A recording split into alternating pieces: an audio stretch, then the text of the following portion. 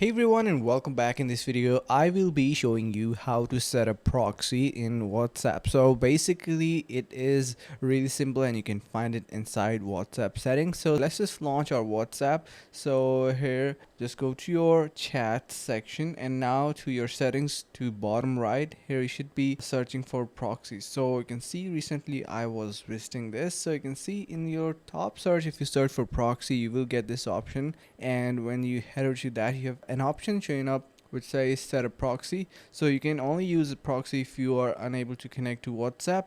So this helps you to simply replicate your region or your basically address to a different network. So it creates a proxy network that enables you to use WhatsApp, right? Head over to your set a proxy. You can enter in here your chat port or media port as well. So the number is of course going to be varying in different regions. Once you enter this and once you allow the TLS and everything, it is going to be enabling you to connect to proxy and simply use your WhatsApp. So that's how you can use or set up proxy in WhatsApp. I hope this helps. Thank you so much for watching.